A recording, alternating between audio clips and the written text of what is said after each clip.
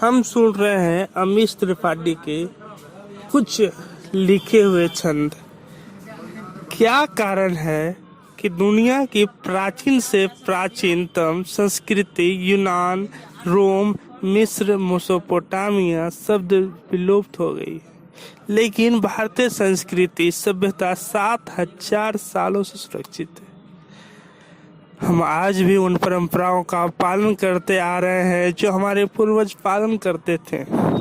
श्री रुद्र वेदों में लिखा गया है, आज भी शिव भक्त श्री रुद्रम का जाप करते हैं। पुरुष सूक्त ऋग्वेद में आज भी वैष्णव पंथी लोग उनका जाप करते हैं। विदेशों में एक शास्त्र या किताब को सर्वोपरि माना गया है। हमारे यहाँ भी आधुनिक परिवेश में शास्त्रों को लोक कथाओं से ज़्यादा दर्ज दिया जा रहा है, लेकिन हमारी परंपराओं ऐसा नहीं है।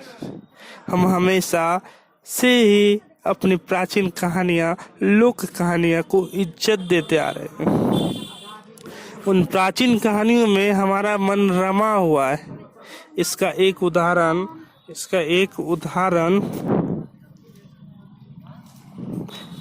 देखिए। पिछले दिनों लॉकडाउन में रामानंद सागर की 33 साल पुरानी रामायण का पुनः प्रसारण हुआ। इसे 8 करोड़ लोग ने देखा। इतने दर्शक तो दुनिया की सबसे प्राचीन सीरीज गेम्स ऑफ थ्रोन को भी नहीं मिले। इन प्राचीन कथाओं के प्रति हमारा प्रेम दर्शाता है कि हमें अपनी कहानी से कितना लगाव है। संस्कृति, सभ्यता, जीने का रहन सहन, बातचीत का तरीका, हमारी कहानियाँ, संगीत, कलाएं, नाट्य, यही सब एकजुट होकर सभ्यता और संस्कृति बताते हैं। हमारी संस्कृति कितनी समृद्ध है, इसका एक और उदाहरण the national mission of manuscript के एक तथ्य मिलता है। हमें बताया गया था कि हमारी संस्कृति मौखिक थी, पूर्वज लिखते नहीं थे, जबकि प्राचीन बुकलेट में इसका जिक्र है कि हमारे देश में 30 से 35 लाख लिखित प्राचीन संस्कृत पांडुलिपियां।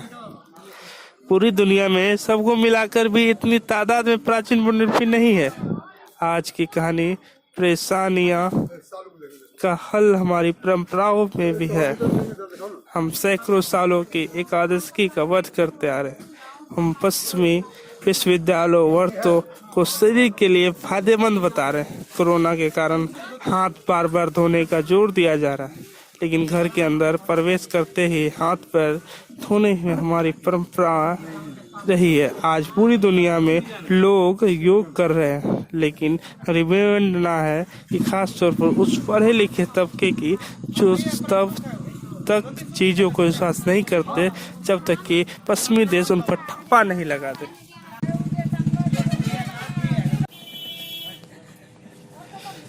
भारतीय संस्कृति हमेशा से उदार रही है। यह हमारे अभिव्यक्ति की आज़ादी है। इसके बारे में नाट्य शास्त्र में भी साफ लिखा हुआ है कि वैदिक संस्कृति में ब्लास्फेमी, ईर्ष्या, निंदा जैसा शब्द ही नहीं है, क्योंकि हमारे यहाँ ऐसी ही अवधारणा ही नहीं रही। आज महिलाओं के हक के लिए पैरवी करने को पश्चिमी प्रोपेगेंडा करार दिया जाता है, लेकिन हमारे यहाँ ऋषियों के साथ ऋषिकाएं भी थी। वेदों में कई सूक्त ऐसे हैं जिन्हें ऋषिकाओं ने लिखा है, जिन्हें फीमेल प्रोफेट ईश्वर के दूत कह सकते हैं, लेकिन इनकी कल्पना तक विदेशों में नहीं है। हमारे नई स्मृतियों में लिखा गया है कि जिस देश में महिलाओं को इज्जत नहीं होती, उस राज्य को भगवान भी त्याग देते हैं। वहाँ पूजा पाठ का कोई लाभ नहीं मिलता। जब हम जितना अपनी संस्कृति को पढ़ेंगे, जानेंगे, तभी समझ आएगा कि हमारी परंपराएं क्या है। आज के समय में संस्कृति को करीब से जानना और ज़रूरी हो गया है कि सोशल मीडिया पर इतना शोर शराबा है।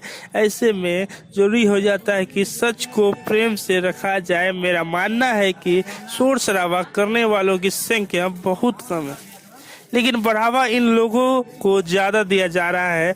जरूरी है कि हम किसी परिचर्चा में शामिल हो, लेकिन अपनी बात प्रेम और इज्जत के साथ रखें। सोशल मीडिया के कारण आज लोगों को एकाग्र रहने का समय भी बिल्कुल कम हो गया, लोग बिना सोचे समझे जवाब दे रहे हैं। नाट्य शास्त्र में लिखा गया है कि तीर के वार से ज्यादा कठोर जुबान से निकले हुए शब्द होते हैं। तीर की तरह सब निकल गए तो निकल गए, लेकिन कुछ भी खाने से पहले 10 तक गिनती करना चाहिए। आराम से सांसें लीजिए, सोच लीजिए, फिर बोलिए। अगर कुछ बोलना है तो शांति से बोलिए, सोच समझ कर बोलिए। आज बच्चों की अच्छी परवरिश भी एक बड़ा मुद्दा है। अच्छी परवरिश का जवाब भी हमारे इतिहास में चाणक्य नीति में कहा गया है कि बच्चों को 5 साल तक बेइंतहा प्यार कीजिए। उन्हें इतना प्रेम दीजिए कि उनके मन में कोई कॉम्प्लिकेशन ही नहीं रहे कि हमें आगे क्या करना है। 5 से 16 साल तक आयु तक अपने बच्चों को बिल्कुल अनुशासित हो जाए, बच्चों के प्रति बिल्कुल अनुशासित हो जाए, ताकि तौर तरीके ठीक से सीखे। 15 से 16 की उम्र के बाद अपने मित्र बन जाइए, क्योंकि उस उम्र के बाद बदलाव नहीं आते। आप उनके मित्र बन जाएंगे तो आपसे कोई सीक्रेट नहीं रखेगा। बच्चों के पालन पोषण का यही सबसे तरीका है। सुबह 5 बजे उठना मतलब उठना है, रात में 10:30 बजे सोना है मतलब सोना है। आज भी मैं उस अनुशासन का पालन करता हूँ। अच्छी परवरिश का यही तरीका है। Thank you.